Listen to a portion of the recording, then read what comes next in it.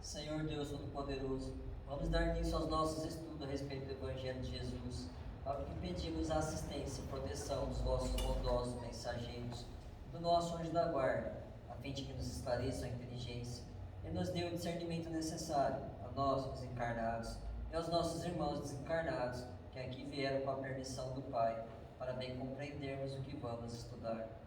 Rogamos a Jesus, o nosso mestre e guia, seja conosco e presida a nossa reunião. Em teu nome, Senhor, do seu bendito Filho Jesus, da nossa Mãe Maria, da Ismael e da irmã veneranda protetora desta casa, damos por aberto e ardente estudos desta noite. Assim seja. Cães e coisas santas. Não deis aos cães as coisas santas. Jesus, Mateus 7,6. Certo, o cristão sincero nunca se lembrará de transformar um cão em partícipe dos serviços evangélicos, mas, de nenhum modo, se reportava a Jesus a feição literal da sentença. O mestre, lançando um apelo, buscava preservar amigos e companheiros do futuro contra os perigos da imprevidência. O Evangelho não é somente um escrínio celestial de sublimes palavras, é também um tesouro de dádivas da vida eterna. Se é reprovável o desperdício de recursos materiais, que não dizer da responsabilidade na réplica das riquezas sagradas? O aprendiz inquieto na comunicação de dons da fé às criaturas em projeção social pode ser generoso, mas não deixa de ser imprudente. Porque um homem esteja bem trajado ou com sua larga expressão de dinheiro, porque se mostre revestido de autoridade temporária ou se destaque nas posições representativas da luta terrestre, isso não demonstra a habilitação dele para o banquete do Cristo. Recomendou o Senhor, seja o Evangelho pregado a todas as criaturas. Entretanto, com semelhante advertência, não espera que os seguidores se convertam em demagogos contumazes, e sim em mananciais ativos do bem a todos os seres, através de ações e ensinamentos, cada qual na posição que lhe é devida.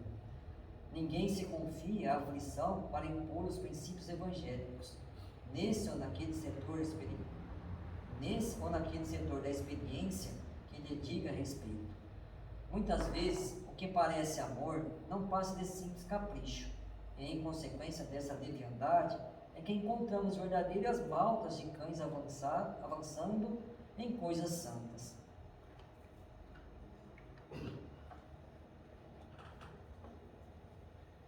Pai nosso que estais nos céus, santificado seja o vosso nome, Senhor.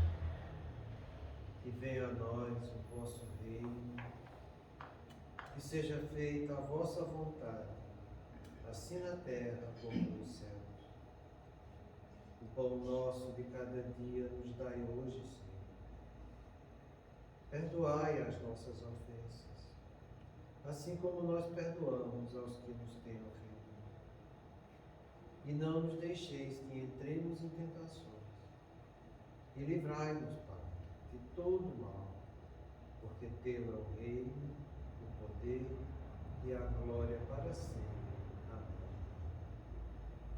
Espíritos esclarecidos e benevolentes, bondosos mensageiros de Deus, que tendes por missão assistir aos homens e conduzi-los pelo bom caminho, sustentai-me nas provas desta vida. Dai-me força para suportá-las sem murmurar. Afastai de mim os maus pensamentos e fazei que eu não dê entrada a nenhum espírito que eu tentasse iludir e conduzir no caminho do mal. Esclarecei minha consciência com relação aos meus defeitos e tirai-me de sobre os olhos o véu do orgulho, capaz de impedir-nos perceber e confessá-los a mim mesmo. A ti, sobretudo, bondoso anjo da guarda, que mais particularmente velais por mim, e a todos vós, espíritos protetores que por mim vos interessais, fazei que me torne digno da vossa proteção. Conheceis as minhas necessidades, que elas sejam atendidas segundo a vontade de Deus. Que a paz que irradia do coração de Jesus e que abrange toda a terra possa ser assimilada por todos os corações aqui presentes tanto encarnados quanto os desencarnados, para que de posse dessa paz possamos compreender as leis que regem o mundo espiritual e ter a sabedoria de praticá-las em nossa vida diária.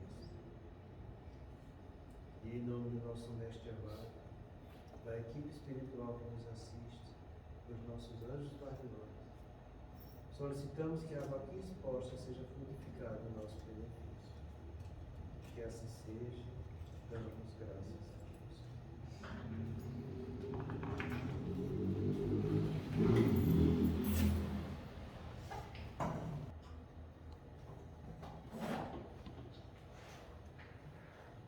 Boa noite. Vocês prestaram atenção nessa leitura do Marcelo hoje? Não dá aos cães o que é santo. Isso é tão verdadeiro que nas casas espíritas, quando se prepara para uma reunião, eles dividem essas reuniões, por exemplo, na reunião mediúnica, em 3 faixas vibratórias. Então, eles são faixas. A primeira faixa vibratória diz respeito aos trabalhadores ativos da reunião mediúnica. Quando a gente está fazendo uma reunião, por exemplo, de explanação evangélica, como aqui agora, ou como isso pode ser na missa também, naquela faixa onde está o padre, existe uma faixa que isola ele dos outros. A gente fica um pouco isolado e logo a seguir existe uma segunda faixa, que chama de faixa dos espíritos em sofrimento, que são aqueles que estão passando por dificuldades, mas que não querem causar mal a ninguém. Eles se sentem prejudicados por suas inconsequências, por suas falhas. Depois, numa terceira faixa, tem os espíritos que eles chamam de revoltados, que são aqueles que sofrem e querem fazer os outros sofrerem, e que estão envolvidos na reunião conosco de uma maneira geral. Depois dessa terceira faixa é que ficam os espíritos comuns que estão aí na frente.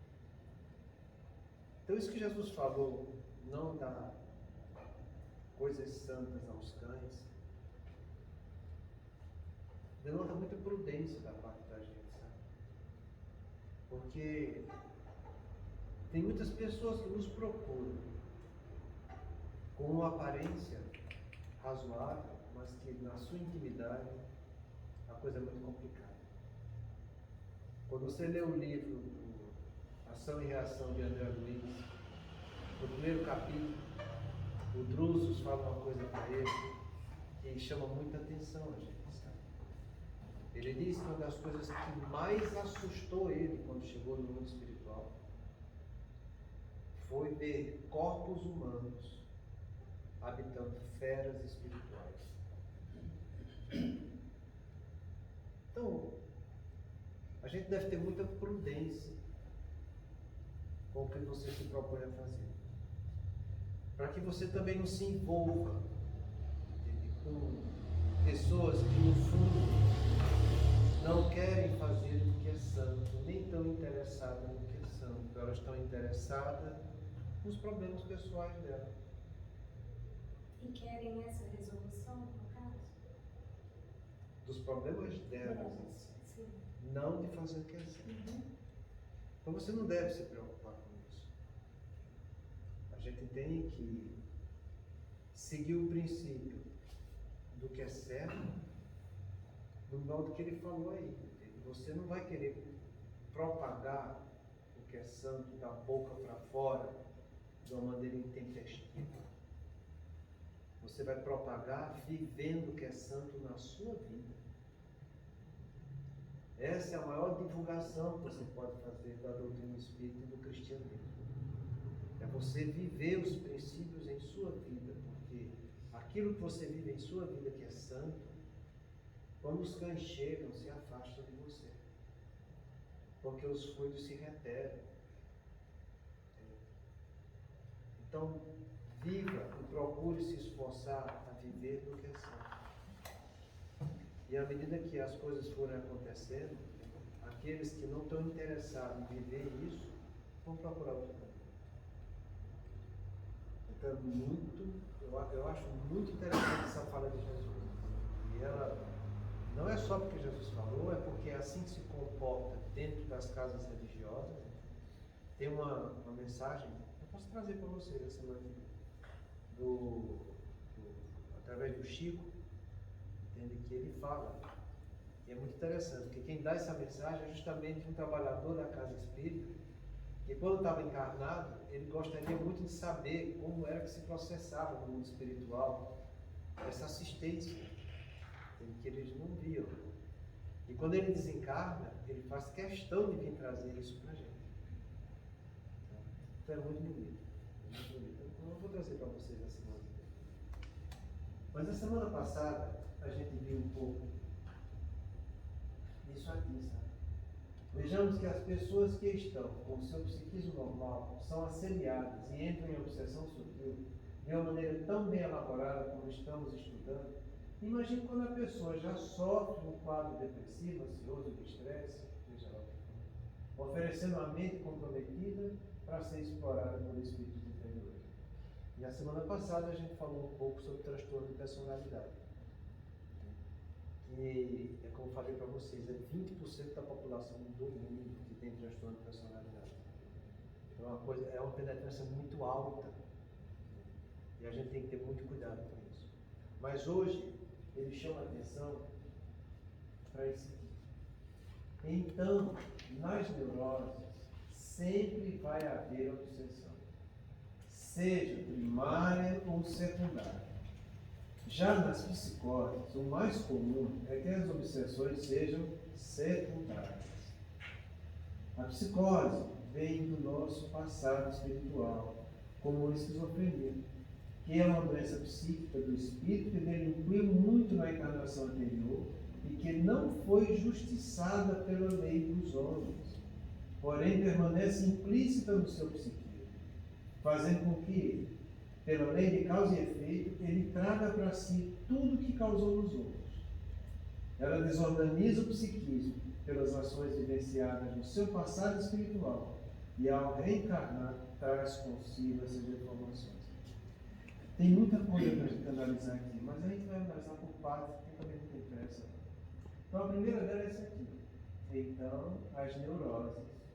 Sempre vai haver obsessão, seja primária ou secundária. Neurose. Quando eu estava sentado ali, antes de começar a reunião, eu estava pensando, eu devia ter colocado as definições, né? Mas traga a semana que vem.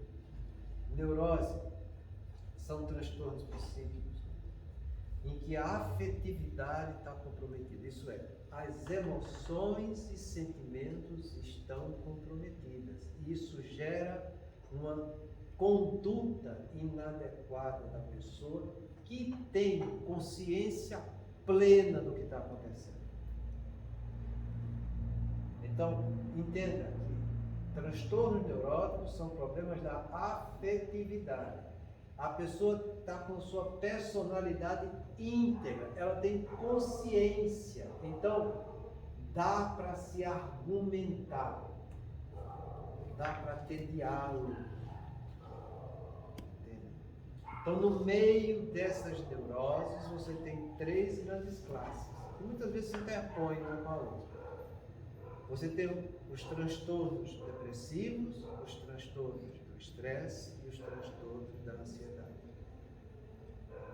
Os transtornos depressivos diz respeito à mente que fica fixada no ontem, porque passou por experiências que ele não gostou, não aceitou, não digeriu, e ele fica com a ideia fixa no ontem, carregando mágoas e ressentimentos. O transtorno de estresse diz respeito ao eu experiencial, é o eu aqui e agora. O estresse, doença, é quando eu tenho uma experiência que eu estou passando e que eu me sinto incapaz, ou eu realmente sou incapaz de solucionar aquilo. Então, isso gera um desconforto, porque eu estou com um problema na mão e eu não sei resolver aquele problema, ou eu não dou conta, ou eu acho que eu não dou conta. Então, esse aqui é um estresse doença, entende?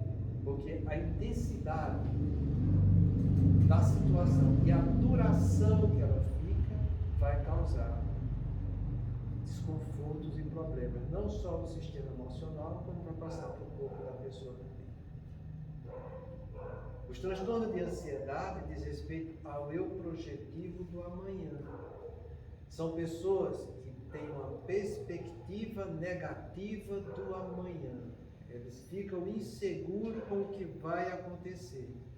E ficam com a ideia fixa no que vai acontecer, querendo que aconteça logo, porque acontecendo logo a coisa se resolve, ele não tem que ficar pensando naquilo que está gerando essa ideia fixa nele. A pessoa, quando tem uma perspectiva negativa do amanhã, ela está agindo no oposto da esperança. A esperança é a perspectiva positiva do amanhã. Então, uma das coisas mais doentias que existe no transtorno de ansiedade é a pessoa não ter esperança. A pessoa, ela fica, imagina, Deus deu para nós a esperança, que é essa consciência do amanhã, em que eu sei que amanhã eu vou estar no mundo espiritual, eu sei que minha vida não termina aqui, que existe continuidade, eu sei que o que eu estou vivendo aqui agora, no amanhã existe um Deus que está sempre fazendo o que é melhor para mim, entende?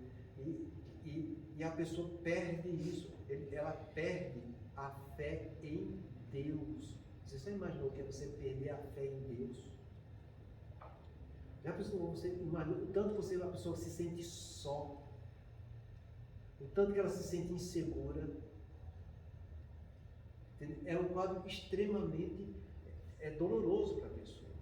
E se você for analisar na população geral, entende?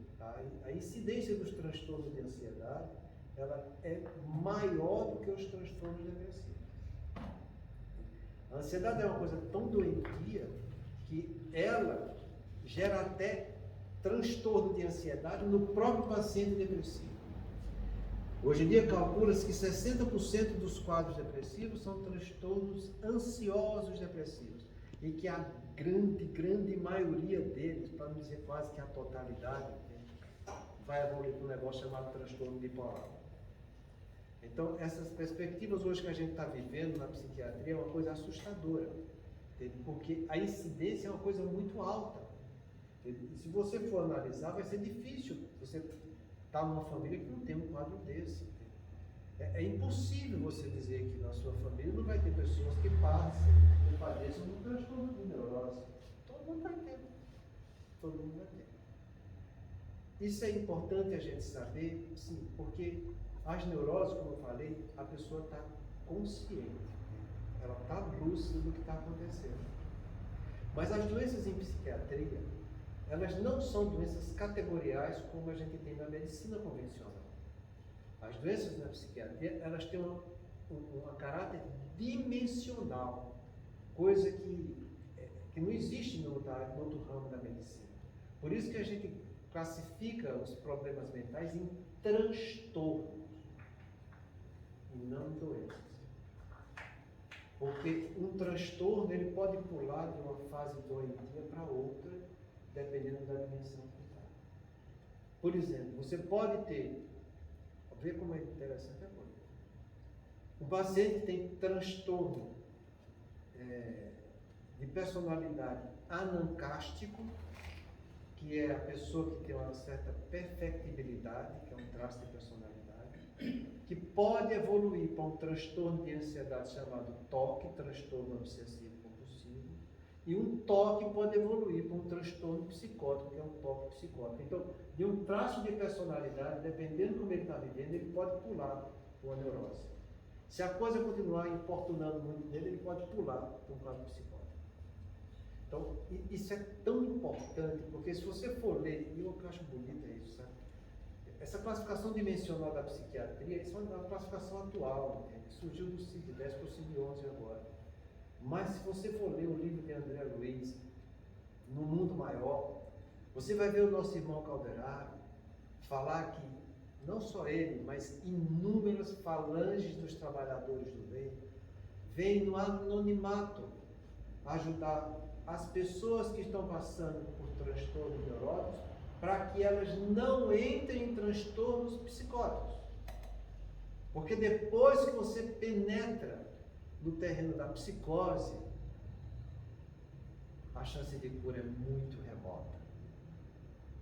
Então, a própria espiritualidade, isso em 1940 e pouco, 1950, que foi publicado esse livro, ela já trabalhava com o caráter dimensional da doença psiquiátrica. Então, a gente precisa ter muito conhecimento para que a gente possa ajudar as pessoas e eles não se comprometerem. Porque é como a gente viu aqui em cima, entende? Se você já tem a sua mente, se oferece para ela algo de comprometido, aí é que a espiritualidade inferior pode penetrar no teu psiquismo para que agrave a sua doença. Então, quando você vê um paciente que chega numa casa espírita, ou com transtorno de personalidade, ou com transtorno neurótico, ou com quadro depressivo, ou com quadro de ansiedade, ou com estresse mesmo, quadro de fibromialgia, que é um transtorno mais comum do estresse, entenda que aquele irmão está ali e que você deve ter os olhos muito focados nele, para que possa ajudá-lo, para que ele não agrave a dimensão da doença que ele está vivendo. Se você conseguir fazer isso, já está fazendo muito e demais, porque é isso que o Calderaro vem fazer naquele livro que está psicografado, que é um dos livros mais bonitos de André Luiz do ponto de vista de medicina. Ele fala só de transtorno mental ali. A espiritualidade vem do anonimato, tem várias falanges de trabalhar aqui na Terra para evitar isso. Então não é que você queira se comprometer para os outros, que é o que me deixa triste, é isso, dizendo que vai curar as pessoas. Mas vai lá que você cura da depressão, vai lá que você cura da ansiedade, você cura da... A questão não é curar. A questão, primeiro que a gente tem que ter em mente, é não deixar agravar. Então não deixa a coisa se agravar. Porque presta bem atenção. Para você ir atrás de ver um transtorno neurótico, você tem que saber aonde está a influência espiritual nele. Porque ele tem obsessão. Não tem, ele tem e acabou. Entendeu? Ele aceita ou não aceita, ele tem. Entendeu? Mas você não vai dizer isso para ele que ele tem. Você pode dizer que ele está tendo uma má influência. E ele sabe que tem uma má influência. Porque ele sabe que tem pensamentos negativos que ficam importunando ele o tempo todo. Tanto no estresse, quanto na depressão, quanto na ansiedade. Então, se tem pensamentos negativos, são influências negativas que ele tem. O que mais a gente tem que começar a fazer diagnóstico, entende? É você saber se o quadro obsessivo ele é primário ou se ele é secundário. Porque se for primário, você orientando o obsessor e acalmando o obsidiário, a coisa vai se resolver. Mas é diferente quando é secundária a obsessão.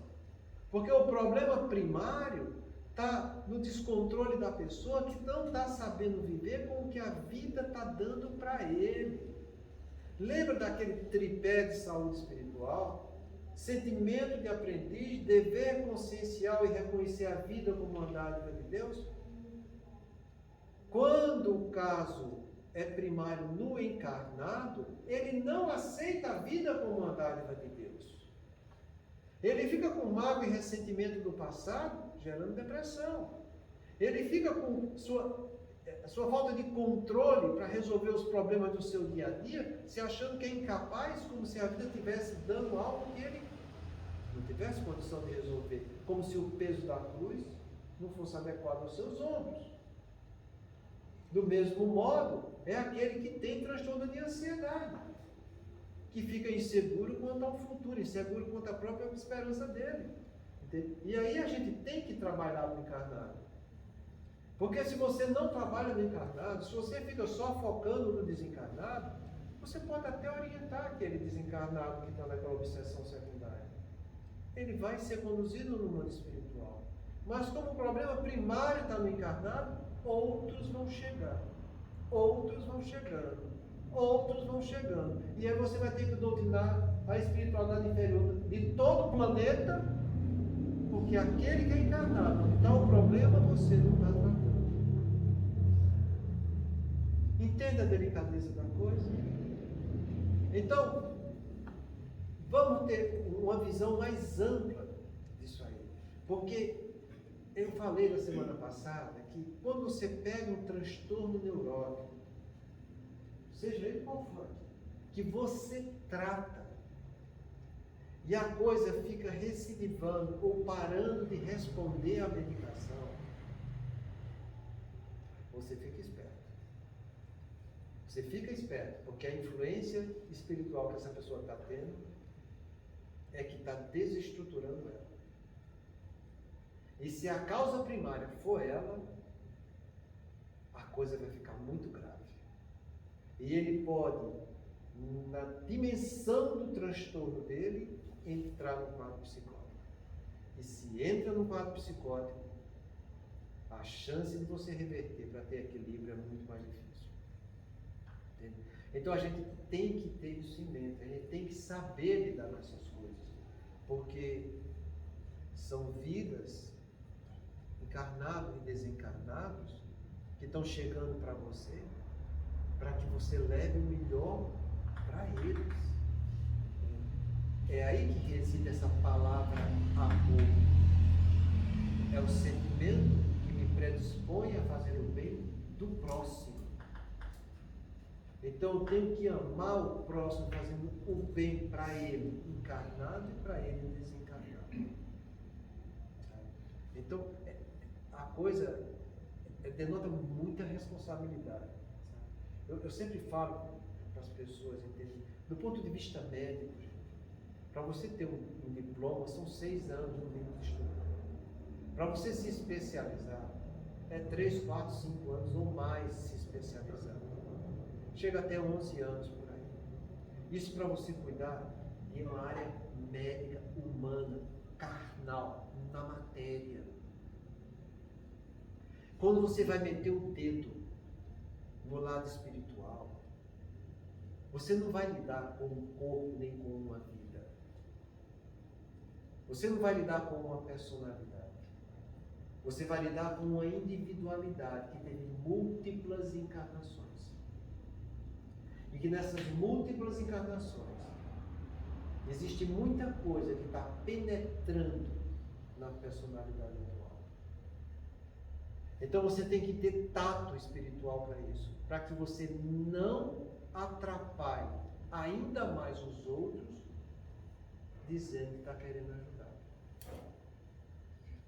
Porque a sua responsabilidade vai ser grande e você vai ter que responder isso no mundo espiritual quando você chegar lá. Então, muito cuidado com o que você vai fazer. Muito cuidado. Porque as pessoas que penetram nos templos para poder ir em busca de soluções, eu falo para vocês isso, entende? As pessoas não vão porque querem aprender o que é santo e o que é belo.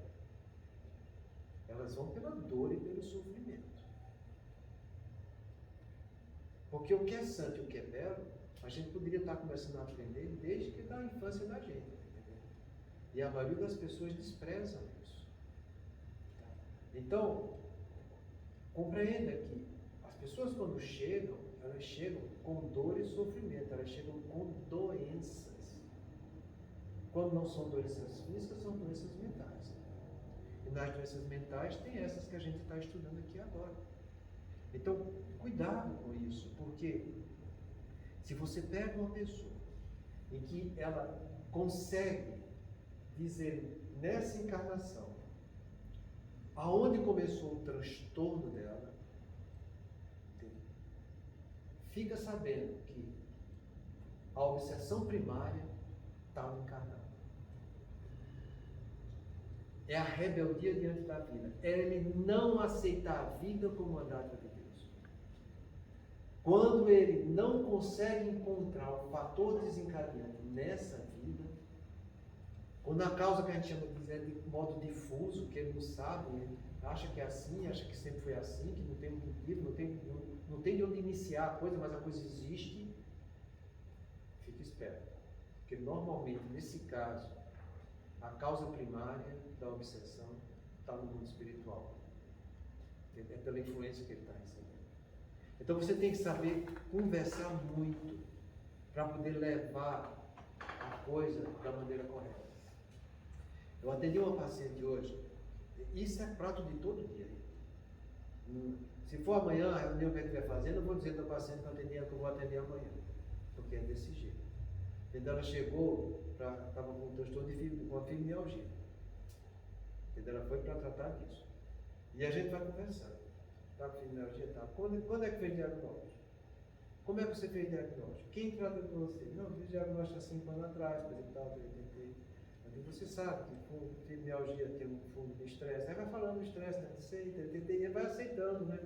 Você sabe que fibromialgia tem um fundo depressivo? Ele disse, pois é, eu tenho depressão desde a minha adolescência. E vem tratando esse tempo todo. Eu falo isso para que você entenda o caráter dimensional da coisa, sabe? Ela passou por um conflito na adolescência, conflito familiar, em que ela não aceitou. Rebeldia diante da vida, não aceitando o que a vida dá. Ficou com mágoa, com ressentimento, um quadro de depressão crônica. A coisa vai se intensificando. Da depressão crônica, ela começa a se sentir incapaz para resolver os problemas da vida, principalmente com os filhos que ela teve, porque os filhos também têm seus conflitos, e ela lembra os conflitos que ela passou, que gerou um problema nela. E ela desenvolve um quadro agora de estresse, ficando extremamente ansiosa, porque o que é que mais te incomoda é a minha ansiedade. Então você vê que no prato das neuroses, ela tem tudo. Ela tem depressão, ela tem estresse, ela tem transtorno de ansiedade. Isso porque foi uma vida totalmente rebelde pelo que aconteceu com ela. Aí como você vai chegar para uma pessoa dessa e dizer, você vai tomar esse remédio e vai ficar boa? Não vai. Não vai. Você tem que mostrar para ela o que está acontecendo com ela, que ela padece dessas 3 doenças simultaneamente e que ela precisa mudar a maneira de viver e de encarar a vida. Então você vai tratar? Vai tratar com antidepressivo, com remédio para tirar a irritação, para o estresse, vai tratar para a ansiedade e assim por diante. E são pessoas desse jeito que procuram as casas religiosas. E você pergunta para ela, mas você já procurou uma religião para te dar um suporte, coisa e tal? Já fui em tudo que é canto, doutor. Em tudo que é canto. Já foi na casa espírita? Já fui. Já foi no evangelho? Já fui. Aí você vê o tanto que essa pessoa passou, tanto do ponto de vista humano quanto do ponto de vista espiritual, e ela simplesmente passou, mas ninguém levou algo para ela de peso para poder ela parar para pensar e refletir. Porque, como eu falei na definição, entende? Os transtornos neuróticos, a pessoa está consciente do que está acontecendo. Ela não tem o controle da conduta dela pelo transtorno da emotividade que ela está passando. Então, à medida que você vai conversando e vai levando coisas coerentes para ela, ela vai refletindo, ela vai analisando, ela vai pesando, ela vai vendo o que aconteceu na vida dela, entende? Você dá uma folhinha para mostrar como é a doença, o que ela pode fazer, porque é aí que está o bom e o caminho para ela curar. É você levar conhecimentos novos que vai trazer explicação para os seus problemas. Tá? Isso é um problema nosso de encarnado para encarnado. Você que está no atendimento fraterno, que está passando por essas experiências, você tem que ter noção disso aí. E não ficar achando que, pode deixar que a espiritualidade cuida, pode deixar que a gente vai botar seu nome no livrozinho de passe. eu me reluto muito com essa história de vir para anotar na oração. Eu nunca fui muito a favor disso, sabe? Embora eu sei que tem um certo fundamento, mas existe um comodismo exagerado nisso aí. De querer colocar para que os espíritos cuidem, sabe? Os espíritos tomam conta. Pô, você acha que seu anjo da guarda não está cuidando de você? Você acha que os espíritos familiares não estão cuidando? Vão ser os espíritos da sua casa espírita que vai cuidar, porque o anjo da guarda e os espíritos protetores dele não estão cuidando. Pensa com clareza, né, gente? É lógico que estão cuidando. E se a coisa está acontecendo, é porque tem que fazer algo diferente aqui entre nós, que estamos encarnados, para ajudar aquele irmão, porque a espiritualidade boa e amiga dele está do lado dele querendo ajudar. Então não vai ser tua casa espírita, não vai ser... Não é desse jeito. Se dependesse da casa espírita, o que aconteceu antes do espiritismo, então? Não tinha obsessão? Não tinha depressão? Não tinha transtorno neurótico? Não tinha psicose? E não se tratava as coisas do ponto de vista espiritual? Então, vamos ser um pouco mais realistas para entender a penetrância desses conceitos que a gente tem hoje em dia, para que a gente possa trabalhar de uma maneira mais digna e honesta conosco aqui encarnados e com os irmãos desencarnados, gente. Porque se tem uma coisa que eu tenho certeza, é que Deus está fazendo a parte dele. E se tem uma coisa que eu tenho certeza também, é que nós não estamos fazendo a nossa parte. Eu parto desse princípio, sabe? Quando você vai ler o capítulo 5 do Evangelho segundo o Espiritismo, aquele capítulo foi muito importante na minha vida e eu acho que é muito importante na vida de todo mundo. É bem-aventurados os aflitos. Aquele capítulo tem resposta para tudo. Porque aqui não passa por aflição, gente. Se você for olhar direitinho, você vai encontrar algo ali dentro para você. E se tem uma coisa que Kardec começa dizendo, no primeiro parágrafo que ele analisa, um parágrafo grande, é mostrando que, acima de tudo, Deus é justo e Deus é bom com cada filho dele. Será que quando chega um aflito, para que eu possa ajudar, eu estou respeitando a bondade e a justiça divina? Ou será que eu estou me colocando acima disso? E ainda usando o nome dos outros que estão desencarnados que vai resolver o problema?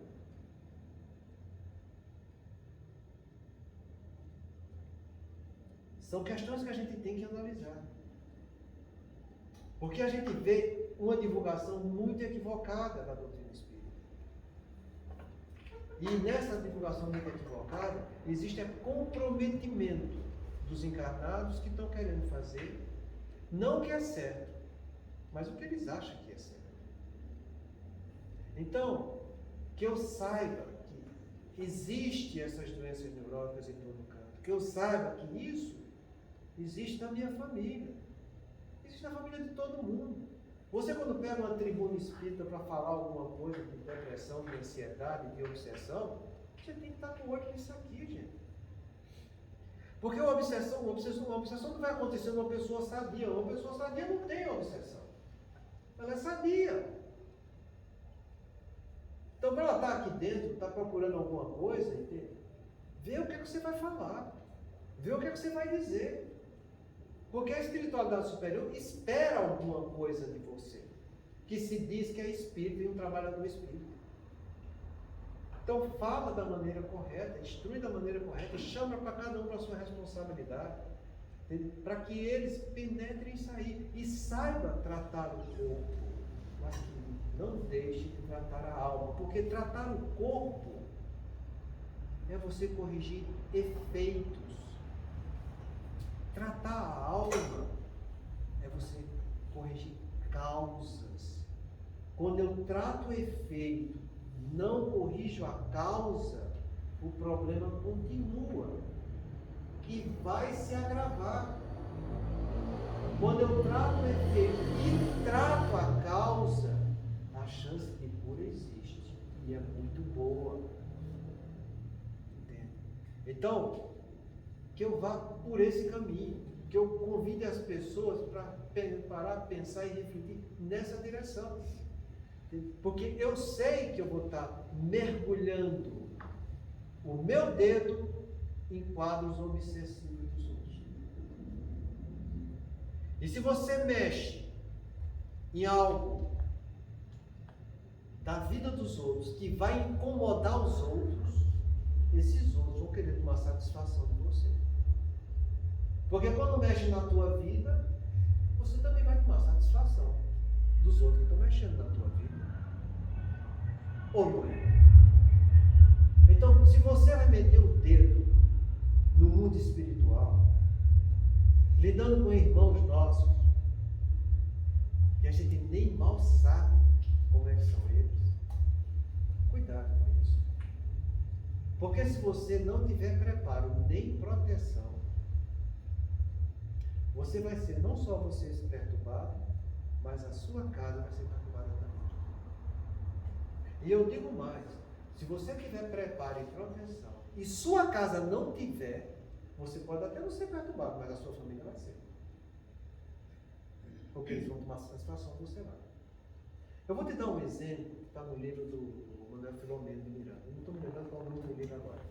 Ele fala de um rapaz que era um trabalhador legal, fazia as coisas corretas, tudo direitinho, bonitinho, coisa e tal. Até um belo dia que ele resolveu arrumar uma licença moral. Olha, ele realça, é uma licença moral. E foi para uma festinha noturna com os colegas dele, onde praticava coisas que as pessoas dizem que é comum aí. Mas você já sabe muito bem como é que são essas coisas, né? E ele, em virtude dessas práticas desagradáveis, né, fez com que 2 espíritos que estavam lá na hora, que participou com ele disso aí, o acompanhassem. E os espíritos estavam acompanhando, mas não estavam encontrando depois campo mental nele. Então, quando ele foi para casa, os espíritos entraram com ele dentro da casa. Não encontrando campo mental nele, encontraram os 2 filhos dele. E passaram a obsidiar os 2 filhos dele. Entende como que é a coisa? É assim que funciona. Então, o trabalhador espírita, com esse conhecimento todo, sabendo que está interferindo no campo onde existe a obsessão, ele tem que se levar preparo para a casa dele. Ele tem que saber fazer evangelho no lar, ele tem que saber ter conversa e diálogo com as pessoas dentro de casa. Ele tem que saber que muitas vezes no evangelho no lar, aqueles que ainda não estão muito envolvidos no caminho do bem, você percebe, mas é evidente essa espiritualidade inferior vindo te catucar no próprio evangelho no lar para te tirar do controle da tua vida. E entenda que isso aí é bom, isso aí é oportunidade de trabalho. Não é que você não está tendo proteção, você tem. Você está fazendo o que é certo. Você está fazendo o evangelho. Entende? Deus está aproveitando, porque nessa faixa vibratória primeira do teu evangelho vão estar os espíritos que podem ser ajudados e amparados. Numa faixa mais distante, em volta da tua casa, vão estar os espíritos mais revoltados. Então, compreenda que aquele que quer trabalhar na seara do Cristo não vai escolher hora nem local. O trabalhador cristão está pronto para a hora que a espiritualidade vê que é momento de acontecer. Você tem que estar pronto para isso. A gente que direciona muito o evangelho no lar, a gente percebe isso facilmente. E eu digo para vocês, não é difícil. Também não é fácil, mas você tem que ter trabalho e visão espiritual. Porque você está lidando com isso aqui também dentro da sua casa. E muitas vezes existe a obsessão primária e a obsessão secundária, levando esses transtornos neurônicos. Então, que a gente compreenda e que traga isso para a nossa experiência. Porque qual de nós que vai ter uma estrutura psíquica normal que pode dizer que está imune para as obsessões físicas? Qual é o louco que vai dizer isso aqui? Eu não vou passar por isso. Jesus, quando falou para a gente vigiar e orar para não entrar em tentação, ele não excluiu ninguém, nem situação nenhuma, nem sabedoria nenhuma. Todo mundo precisa vigiar e orar para não entrar em tentação. Todo mundo. Não é porque você trabalha na casa espírita que vai ter proteção. Não, você não é que tem proteção. Você tem a oportunidade de ser um trabalhador do Cristo e se aproximando dele. Pelo seu esforço, por você querer fazer o bem, você se distanciar das cargas vibratórias equivocadas. Não é o título de trabalhador da casa espírita que te dá proteção. De jeito nenhum. É o teu trabalho que vai te dar proteção. A cada um será dado segundo o seu merecimento, não segundo o seu rótulo. Então, se você faz por onde merecer, fazendo um trabalho honesto e sincero, você vai ter espiritualidade ao seu lado, porque também estão trabalhando da maneira honesta e sincera. Então, que a gente saiba levar isso para os outros, que a gente saiba viver isso na nossa vida. Que a gente saiba estimular as pessoas para que façam o evangelho no lar. Porque o evangelho no lar, eu acho que é o melhor campo que existe de esclarecimento espiritual que você possa imaginar. É dentro do teu lar. Porque tem espíritos que ficam no teu lar e que muitas vezes eles não querem sair de lá.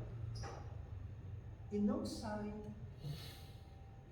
Mesmo que a espiritualidade superior quisesse se retirar, elas não retiram porque elas não vão ser agressivas como nós somos. Você acha que estou dizendo uma besteira? Eu vou te lembrar mais uma vez da experiência do Chico. Dá tempo. Chico recebia ajuda de um rapaz que ficou muito agradecido por uma carta do filho dele que ele recebeu. E ele ficou de trazer sempre, levava caminhões de alimento, de roupa, para que Chico desse para os pobres. E numa dessas que ele foi, ele disse, Chico foi agradecer e disse, o Emmanuel pede para que você faça o evangelho no lar uma vez por semana. Que daqui a 5 anos você vai ter uma surpresa muito agradável na sua vida. E assim ele fez. E toda semana fazia evangelho. E depois de 5 anos, a casa dele foi assaltada e levaram as joias da família. E ele ficou assustado com aquilo e foi perguntar a Chico por quê. E Chico falou, existiam muitos espíritos enraizados naquelas joias da família em virtude dos traumas que aconteceram na aquisição dela. A grande maioria deles foram esclarecidas durante o Evangelho no Lar, que você fez toda semana. Sobraram uns 200 que não aceitaram esclarecimento. Por isso, eles foram retirados do teu lar junto com a joia. Entendeu como é que funciona a coisa? Então não é porque você está fazendo que o ambiente vai ficar limpo. Vai ficar tudo azul. Não. O Evangelho no Lar é campo de trabalho cristão, consciente. E que os espíritos que estão arraigados naquele lar, aos poucos vão se manifestar pelos próprios pensamentos dos frequentadores daquela casa, para que você esclareça. Porque a nossa função é ajudar todos os irmãos. Eu não tenho que ficar pensando em ajudar só os meus, sabe? Jesus deixou o mandamento dele dizendo que amássemos uns aos outros como ele havia nos amado. Ele não disse que era só nem branco, nem preto, nem velho, nem dessa encarnação, nem da outra. São todos. E ele ainda falou que quando fizesse para o menor dos pequeninos, estaria fazendo para ele. Então é com essa noção de visão espiritual e de cristão que nós somos que a gente deve trabalhar. Porque isso aqui ajeitando que sempre. E é muito difícil uma família que não tem isso aqui. Semana que vem a gente não ainda para.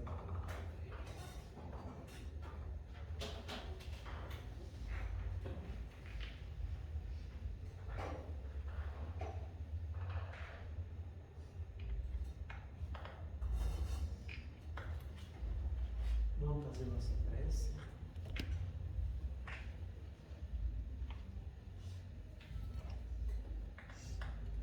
Pensando nos nossos amores, mas também nos nossos irmãos que estão em aflição, principalmente na área de guerra, Senhor.